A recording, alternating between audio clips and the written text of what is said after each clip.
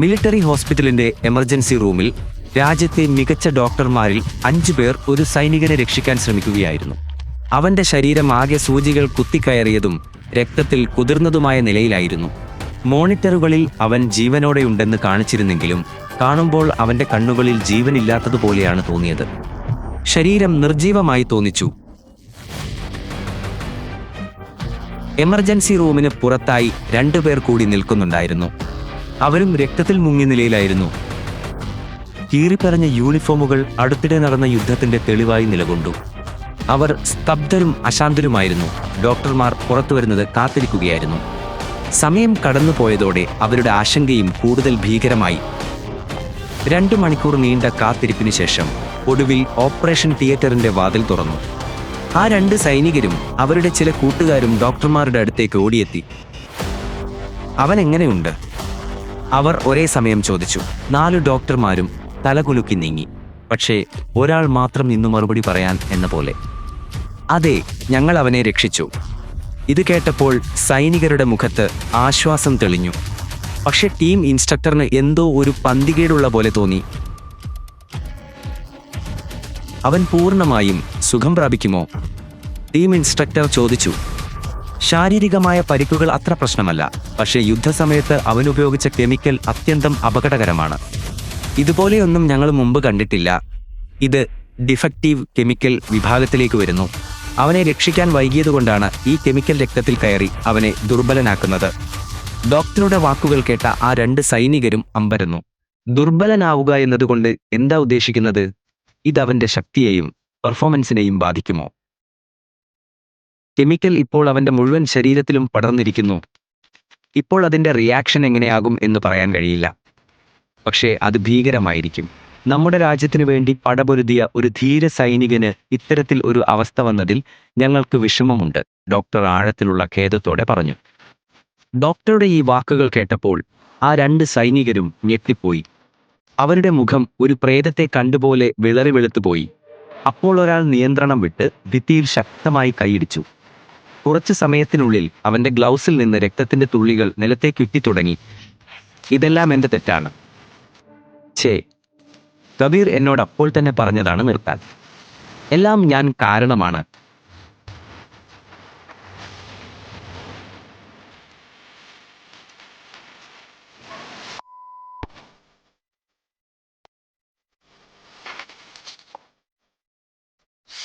അവൻ പറഞ്ഞു പൂർത്തിയാക്കുന്നതിന് മുമ്പ് ടീം ഇൻസ്ട്രക്ടർ അദ്ദേഹത്തെ കോളർ പിടിച്ചു.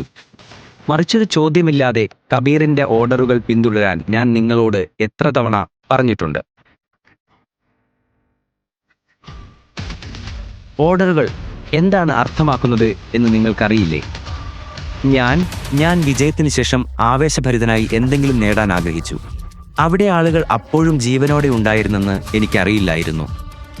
അതേസമയം കസേരയിലിരിക്കുന്ന മുതിർന്ന ഉദ്യോഗസ്ഥൻ ചോദിച്ചു, അവിടെ എന്താണ് യഥാർത്ഥത്തിൽ സംഭവിച്ചത്? എന്നോട് പറയൂ. 2ാമത്തെ സൈനികൻ മതിലിന് നേരെ ചാഞ്ഞു, മൃദുവായി സംസാരിച്ചു. പിന്നോട്ട് പോകാൻ കബീർ ഞങ്ങൾക്ക് ഉത്തരവിട്ടതായിരുന്നു. അവൻ ഒരു കാര്യം തിരിച്ചെടുക്കാൻ പോയതായിരുന്നു. പക്ഷേ അപ്പോഴേക്കും ഒരു ശാസ്ത്രജ്ഞൻ കെമിക്കൽ നിറച്ച സിറിഞ്ചുമായി പെട്ടെന്ന് അവനെ ആക്രമിച്ചു. അപ്പോൾ കബീർ വിശാലിനെ രക്ഷിക്കാൻ പോയതായിരുന്നു. അങ്ങനെ ആ സിറിഞ്ച് കബീറിനെ തന്നെ കുത്തി. ഇത് കേട്ട മുതിർന്ന ഉദ്യോഗസ്ഥൻ വിശാലിലേക്ക് തിരിഞ്ഞ് അലറി, ഈ കുറ്റബോധത്തോടെ നീ എങ്ങനെ ജീവിക്കും? കബീറിന് ഒരു കുഴപ്പവും വരരുതെന്ന് ഞാൻ ആഗ്രഹിക്കുന്നു. ഈ സംസാരമെല്ലാം ഇപ്പോൾ അർത്ഥശൂന്യമാണ്. അകത്തേക്ക് പോയി അവന്റെ അവസ്ഥ എന്താണെന്ന് നോക്കൂ, ഡോക്ടർ അവരെ തടസ്സപ്പെടുത്തിക്കൊണ്ട് പറഞ്ഞു.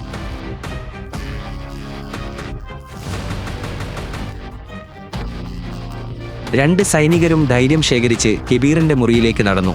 അദ്ദേഹത്തിന് ഇപ്പോഴും മിലിറ്ററി ഇന്റലിജൻസ് ബ്യൂറോയിൽ ചേരാമോ? ടീം ഇൻസ്ട്രക്ടർ മുതിർന്ന ഉദ്യോഗസ്ഥനോട് ചോദിച്ചു. അദ്ദേഹത്തിന്റെ മറുപടി മറ്റൊന്നായിരുന്നു. നമ്മുടെ ദൗത്യത്തിൽ നമ്മൾ വിജയിച്ചു. അവരുടെ റിസർച്ച് സെന്റർ തകർക്കാനും നമുക്ക് സാധിച്ചു. പക്ഷേ ഡോക്ടർ പറഞ്ഞത് പ്രകാരം അവന് ഇനി നമ്മുടെ കൂടെ ജോയിൻ ചെയ്യാൻ ഫിറ്റാണെന്ന് എനിക്ക് തോന്നുന്നില്ല. നിനക്കറിയാലോ, മിലിറ്ററി ഇന്റലിജൻസ് ബ്യൂറോയിൽ നമ്മൾ ഏറ്റവും മികച്ചത് മാത്രമേ എടുക്കൂ. എന്നിരുന്നാലും ഇതൊരു സമ്പൂർണ്ണ നഷ്ടമല്ല. അവന്റെ ശാരീരിക ശക്തി നമുക്ക് നോക്കാം. നിങ്ങൾ MIBക്കായി 3 പേരുകൾ സമർപ്പിച്ചില്ലേ? അവയിൽ 2 ഇതിനകം തന്നെ മിഷൻ പാസാക്കി. ബ്യൂറോയിലേക്കുള്ള അവരുടെ പ്രവേശനം സ്ഥിരീകരിച്ചു. മുതിർന്ന ഉദ്യോഗസ്ഥന്റെ ഉത്തരം ടീം ഇൻസ്ട്രക്ടറിന് ഒട്ടും തൃപ്തികരമായിരുന്നില്ല.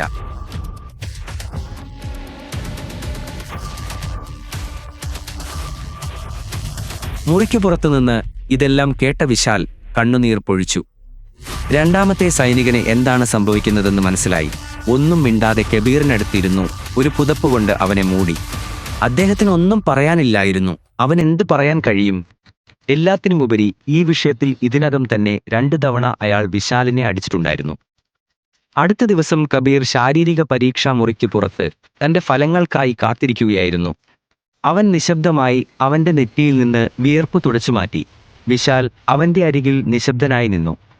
ഇവരുടെ 3 പേരുടെയും ഫലങ്ങൾ വ്യത്യസ്തമായാൽ എന്തു ചെയ്യും? സൈന്യത്തിൽ ചേരുന്ന ആദ്യ ദിവസം മുതൽ അവർ ഒരുമിച്ചാണ്. കബീർ ഇല്ലെങ്കിൽ ഇനിയെല്ലാം മാറും. ഒരു ഫയല് പിടിച്ചുകൊണ്ട് എക്സാമിനേഷൻ ഹാളിൽ നിന്നും ഒരാൾ കബീറിന്റെ അടുത്തേക്ക് വന്നു. ഫലങ്ങൾ അത്ര നല്ലതല്ല. കേൾക്കാൻ ആഗ്രഹിക്കുന്നുണ്ടോ? കബീർ ഒരു സൈനികനായി പുഞ്ചിരിച്ചു പറഞ്ഞു, തീർച്ചയായും. അവന്റെ ശബ്ദത്തിൽ വ്യക്തമായ ആത്മവിശ്വാസമുണ്ടായിരുന്നു. നിങ്ങളുടെ പവർ, സ്പീഡ് ആൻഡ് സ്ട്രെങ്ത് എല്ലാം ഗണ്യമായി കുറഞ്ഞു. കബീർ ഒരു കാലത്ത് മികച്ച സൈനികരിൽ ഒരാളായിരുന്നു. പക്ഷേ ഇപ്പോൾ അദ്ദേഹത്തിന്റെ ശക്തിയും വേഗതയും ഒരു ശരാശരി മനുഷ്യനെ പോലെയായിരുന്നു. ഇനി അവന് മിലിറ്ററി ഇന്റലിജൻസ് ബ്യൂറോയിൽ ചേരാനാവില്ലെന്ന് അദ്ദേഹത്തോട് നേരിട്ട് പറയാൻ ആർക്കും ധൈര്യമുണ്ടായിരുന്നില്ല.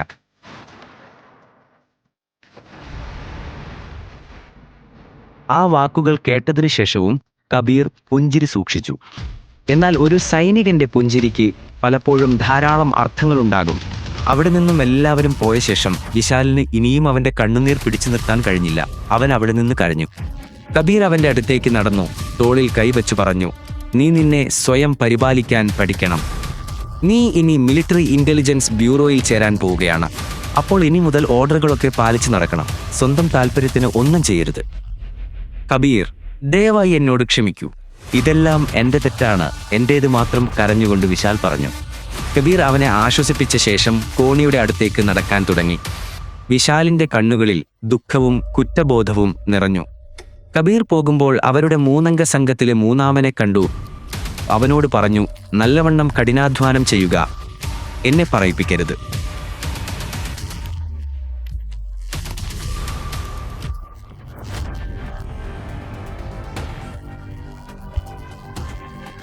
മിലിറ്ററി ഇന്റലിജൻസ് ബ്യൂറോയിൽ ഞാൻ നിന്നെ കാത്തിരിക്കും എന്ന് ഋഷാബ് മറുപടി പറഞ്ഞു. ആ കുറച്ചു വാക്കുകളിൽ ഋഷാബിന് കബീറിലുള്ള വിശ്വാസം പ്രകടമായിരുന്നു. കബീർ വിട പറഞ്ഞ് അവന്റെ സാധനങ്ങൾ പാക്ക് ചെയ്യാൻ മുറിയിലേക്ക് പോയി.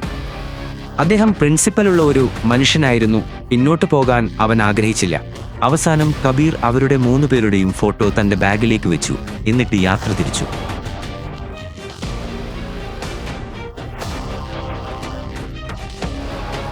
കബീർ ടീം ഇൻസ്ട്രക്ടറിന്റെ ഓഫീസിലെത്തി. കബീർ, നീ ഇവിടെ തന്നെ നിൽക്കണമെന്ന് എനിക്ക് നല്ല ആഗ്രഹമുണ്ട്. നിനക്കിനി യുദ്ധം ചെയ്യാൻ കഴിയില്ല. പക്ഷേ ഒരു ടീം ഇൻസ്ട്രക്ടറായി എന്നോടൊപ്പം പ്രവർത്തിക്കാൻ കഴിയും. സർ, എനിക്കൊരു ബ്രേക്ക് വേണം. ജീവിതം ആസ്വദിക്കണം. ഇളം ഹൃദയമുള്ള ഒരു പുഞ്ചിരിയോടെ കബീർ പറഞ്ഞു. നിങ്ങൾക്കെന്നെ അറിയില്ലേ, മിലിറ്ററിയിൽ ഒരു നല്ല പാരമ്പര്യം നിലനിർത്താൻ ഞാൻ ആഗ്രഹിച്ചു. എന്നാൽ നിങ്ങൾ ഇപ്പോഴും വളരെ നല്ല സൈനികനാണ്, ഇൻസ്ട്രക്ടർ പറഞ്ഞു. പക്ഷെ ഇപ്പോൾ മികച്ചതല്ല, കബീർ മറുപടി നൽകി. അതിനുശേഷം ടീം ഇൻസ്ട്രക്ടറിനൊന്നും പറയാൻ കഴിഞ്ഞില്ല. അദ്ദേഹം കബീറിന് തന്റെ റഫറൻസ് കത്ത് കൈമാറി പറഞ്ഞു, നിങ്ങൾ മടങ്ങിവരുമെന്ന് എനിക്കറിയാം. പോലീസ് വകുപ്പിലെ എൻ്റെ ഒരു സുഹൃത്ത് വഴി ഞാൻ ഇതിനകം ഒരു ജോലി റെഡിയാക്കിയിട്ടുണ്ട്. ഇത് ദില്ലിയിലാണ്, നിങ്ങളുടെ വീട്ടിനടുത്ത്. കബീർ അദ്ദേഹത്തെ അഭിവാദ്യം ചെയ്തു, നന്ദി പറഞ്ഞിറങ്ങി. വിശാലിനെയോ മറ്റുള്ളവരെയോ നേരിട്ട് കാണാൻ അവൻ ആഗ്രഹിച്ചില്ല. അവരുടെ കുറ്റബോധം കൂട്ടാൻ അവൻ ആഗ്രഹിച്ചില്ല. മിലിറ്ററി ഇന്റലിജൻസ് ബ്യൂറോയിൽ ഒരു സ്ഥലം നേടാൻ അവർ വർഷങ്ങളായി അവിശ്വസനീയമാംവിധം ശ്രമിച്ചിട്ടുണ്ട്. അദ്ദേഹത്തിന്റെ ടീമംഗങ്ങൾ ആ അവസരം ഈയൊരു കാരണം കൊണ്ട് വിട്ടുകളയരുത് എന്നവനുണ്ടായിരുന്നു. കുട്ടിക്കാലം മുതൽ കബീറിന്റെ പിതാവ് രാജ്വീർ ഷെഖാവത്ത് അദ്ദേഹത്തിന്റെ റോൾ മോഡലായിരുന്നു. മിലിറ്ററി ഇന്റലിജൻസ് ബ്യൂറോയിൽ ചേരുന്നത് അവനു വേണ്ടി മാത്രമല്ല, പിതാവിനും വേണ്ടിയായിരുന്നു. അവനിപ്പോൾ തിരിച്ചു മടങ്ങുകയാണെങ്കിലും ഇത് അവന്റെ സൈനിക ജീവിതത്തിന്റെ അവസാനമല്ല, അതൊരു പുതിയ അധ്യായത്തിന്റെ ആരംഭം മാത്രമായിരുന്നു. കബീർ MIBയിലേക്ക് മടങ്ങും. തന്റെ ഉള്ളിലെ സൈനികന്റെ സ്വപ്നം നേടിയെടുക്കുന്നതിൽ നിന്ന് ഒരു അപകടത്തിനും അവനെ തടയാൻ കഴിയില്ല.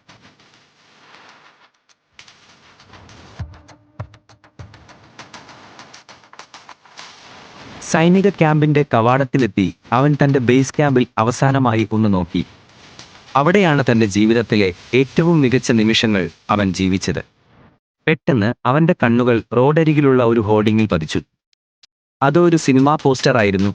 ആ പോസ്റ്ററിൽ പ്രശസ്ത ബോളിവുഡ് നടി ജെന്നിഫറിന്റെ ഒരു രാജകുമാരിയായി വസ്ത്രം ധരിച്ച ഒരു ഫോട്ടോ ആയിരുന്നു. അവൾ കബീറിൽ ഉറ്റുനോക്കുന്നതായി അവന് തോന്നി. അവന്റെ കണ്ണുകൾ ആശ്ചര്യത്തോടെ വിടർന്നു. അത് ടീം ഇൻസ്ട്രക്ടർ ഉടൻ ശ്രദ്ധിച്ചു. അത് പ്രശസ്തമായ നടി ജെന്നിഫർ അല്ലേ? നിനക്കവളെ അറിയാമോ? ടീം ഇൻസ്ട്രക്ടർ ചോദിച്ചു. അറിയുക എന്ന വാക്ക് കബീറിനും ജെന്നിഫറുടെ ബന്ധത്തിനും ഒരു അണ്ടർസ്റ്റേറ്റ്മെന്റ് ആയിരുന്നു. ആ ചോദ്യം കേട്ട നിമിഷം ഓർമ്മകളുടെ കൊടുങ്കാറ്റ് അവന്റെ മനസ്സിലൂടെ ഉയർന്നു. ഉത്തരം പറയാതെ കബീർ നടന്നു നീങ്ങി.